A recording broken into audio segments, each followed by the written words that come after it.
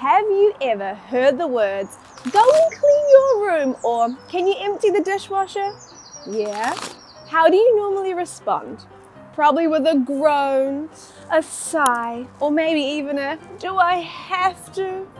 Well, after today's lesson video, you're going to be very happy that you are not a Victorian child. Those Victorian children never complained about having to clean their room because they never even had a room all to themselves. They most likely had to share one room with their whole family, or maybe even other families too. So, in this lesson video, we're going to be learning about all the work that Victorian children had to do. Instead of Victorian children going to school and learning, the children from the poorer families would have to go to work in factories like this one. This building here used to be the Bryant and May match factory. Now, no more complaining about going to school, because these kids would often have to start working as soon as they could walk, so they were very, very young. These Victorian children had to work with a very dangerous substance called phosphorus to make the matches. Now, children working wasn't a new concept, but the conditions that these kids had to go through were horrendous.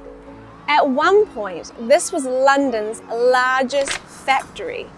Now, not all the workers were children, but looking at the size of this, you can just imagine how many kids had to work here.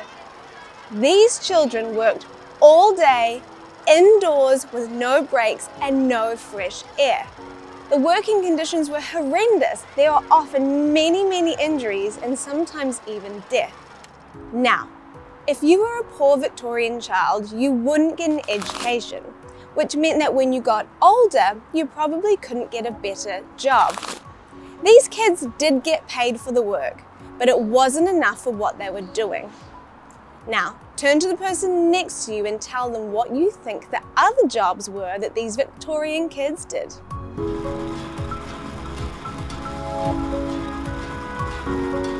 The jobs that children did in the Victorian era were working in coal mines, sweeping chimneys, working in factories, scaring birds off buildings, farm workers, doing laundry, pottery making, material making, selling items on the streets, pickpocketing, servants, rat catchers, hat makers, and working at the rail station. And there's many more.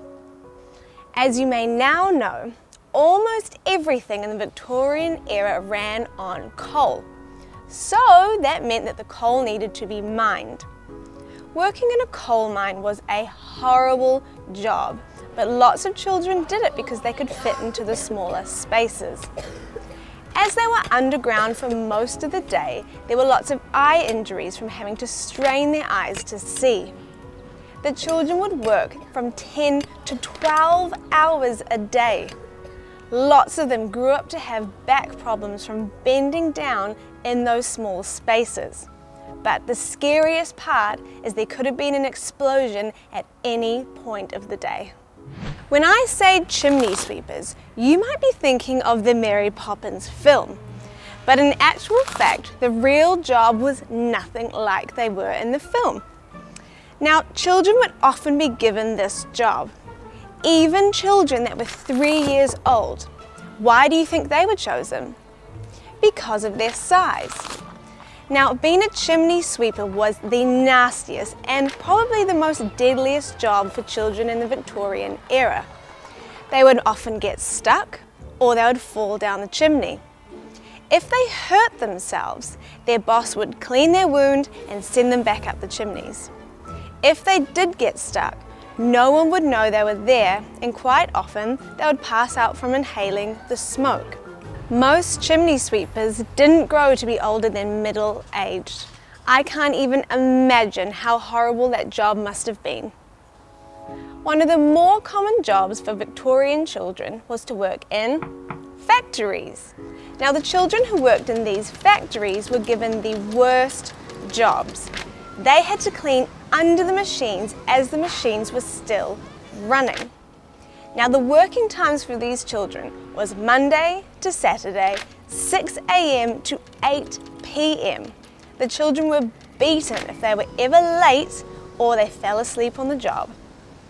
Now that you have lots of information about what it would have been like to be a working child in Victorian times, you are now going to get into the mindset of one of those children.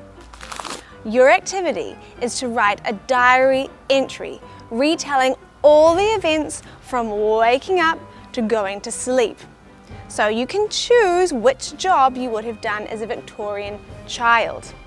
Now, in this diary, you need to make sure you're thinking about all the things that you would be seeing in the day, smelling in the day, maybe even tasting in the day. To learn more about children in the 19th century, make sure you head on over and watch the Victorian schooling lesson video. I head to a famous school in East London to see just how different schooling was back then. Now, good luck with your activity and I will see you there.